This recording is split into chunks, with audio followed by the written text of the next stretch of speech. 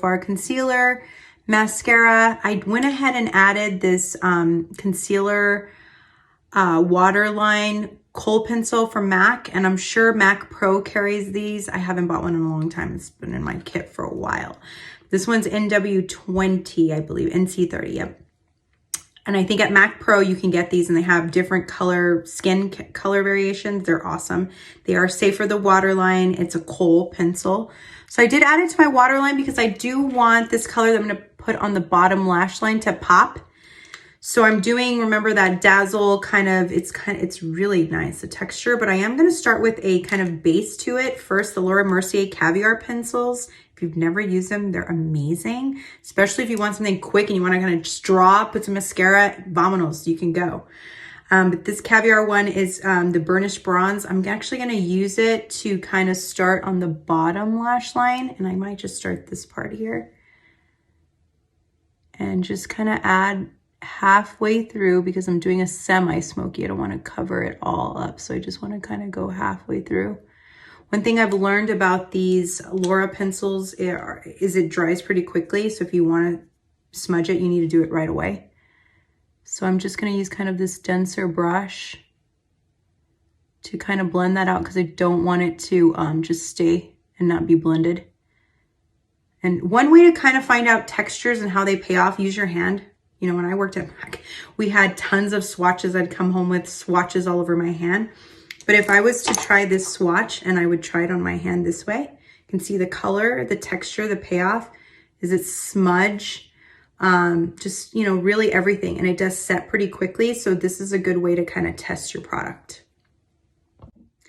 Okay, so I added my mascara. I applied it just on the center lashes. I mean, you see some of these outer lashes do have application, but I really kind of focus there. If you are gonna use the waterline effect, you have to make sure that you're on point with your mascara. Don't let it bleed into it because you can easily see it. If I got just a little bit of black in there, it will pop and it will make a difference. So I'm gonna get to my skin, but before I apply my outer corner lashes, I wanted to show you just a trick because I used to teach this all the time because so many people love like the idea of false lashes and then they just ruin their first set. So number one, I'm a big fan of the Duo in the black shade. So it's always the red. It's always Duo red letters because it's water resistant and it's black. So a lot of the time we're using black mascara. And then I always will squeeze my and know that it's latex. So if you're allergic to latex, you don't want to use Duo. I don't know what alternative there is, but this is all, thank God I'm not allergic to latex. And I will always apply it to something secondary. This is the lid to my lash case. And so I'm just going to apply it to something secondary.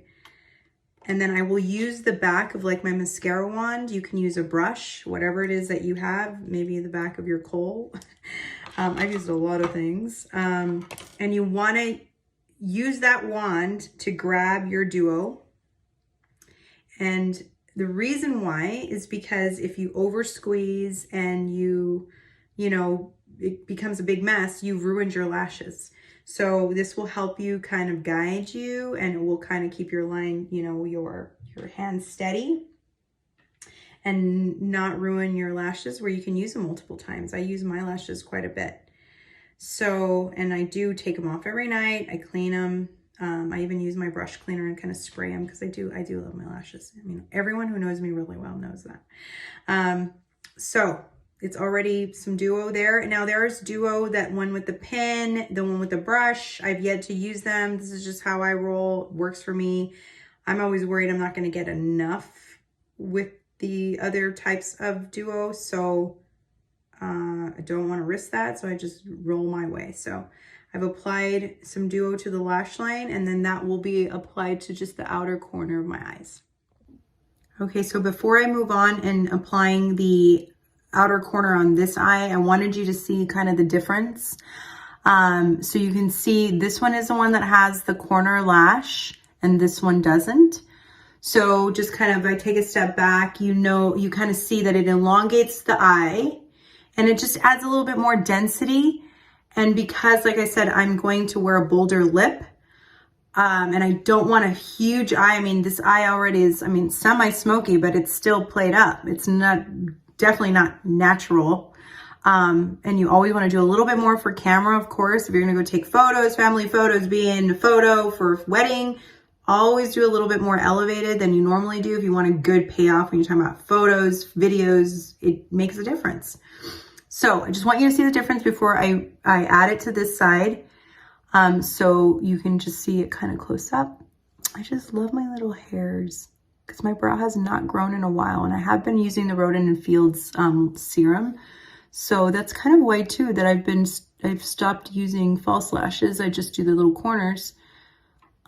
But see, this is why you want to always look at your makeup, because the creasing is really happening. What I want to do is take the brush I use with my Laura Mercier translucent powder and kind of set that, because you can see everything. Okay, see the difference. Oh, and just one last thing.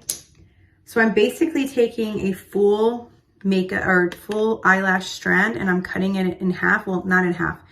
I do count depending on how full I want it. So I don't know if you're counting those. It's probably almost to the halfway point, just about there. And I then just kind of throw them in the corner. Okay, so now I have my eyes. They're done. What you think? They're on point, don't you think? Skin. I know you guys are probably going, what in the hell is she gonna do her skin? So I'm gonna use not much of my color corrector from IT Cosmetics, and then I'm using the Fenty Hustler Baby color, just a little bit on top of that. That was the wrong way. I'm gonna blend that out kind of together. My hand's my palette. And then I kind of start, so keeping in mind, so I used to teach this all the time, where your brush hits first is where you're gonna deposit or blend out the most. So same with the makeup. I'm adding makeup in the areas where we have kind of the most texture and I have the most discoloration. And then I'm gonna blend that out with my brush. And that way I start in those areas first so I get the most application, and the rest kind of just gets blended out towards the hairline. But here's where I'll cover a lot more of my freckles and create more evenness in my skin tone. But like I mentioned, I like a dewier finish, and if any of you don't, this is not the right product for you. It's also for skin like mine that's more mature. All right, I'm gonna pause so I can get my forehead. Okay, so from here, I've blended my foundation, and now I'm going to do my bronzer. And so I'm going to use the MAC bronzer. I'm gonna use the one that's called Give Me Sun. I'm almost embarrassed to show it because you can't prevent it from getting oil, okay? Because I've used liquid foundation and then I'm going into a powder. But I'm gonna show it because I'm gonna be real. So, okay, angled brush. And I always like to start here to kind of start shaping. And then I kind of, whatever's left on my brush, I kind of go into my hairline.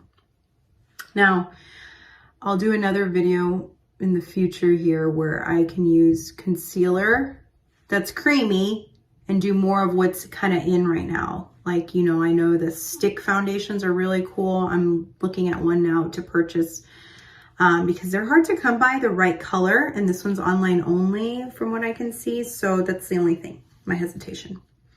So starting to shape the skin or the facial structure. And remember, a little bit more is good because I'm going to be filming. And so I have a really big forehead because I have a really big brain. Needs a lot of square footage. Talking about being real, that's my daughter in the background.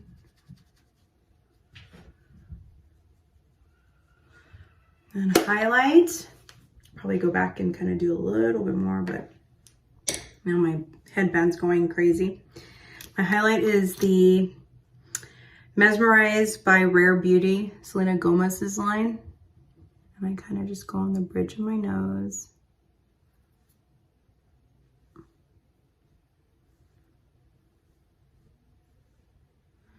Everybody has their own style. That's way too much. Maybe a little bit more there. I've used different brushes too for a different payoff, and I'm just gonna use this fan brush because I do want kind of a more dramatic payoff because highlight is really good on film. At least for me it is. I love highlight.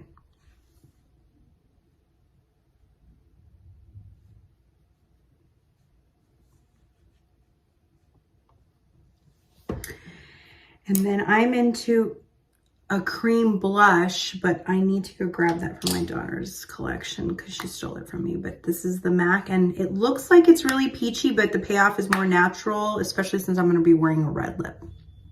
Okay, we're almost done. My blush and my lip. Now the blush I use, I like this really, so this is natural hair and then this is synthetic. So it's kind of like an airbrush touch. And I kind of get higher on the cheekbone. And I'm never really sure about this brush. That's why I love it, but I don't always love it because it leaves bristles. Again, did I say I can't wait to get Lisa's set of brushes?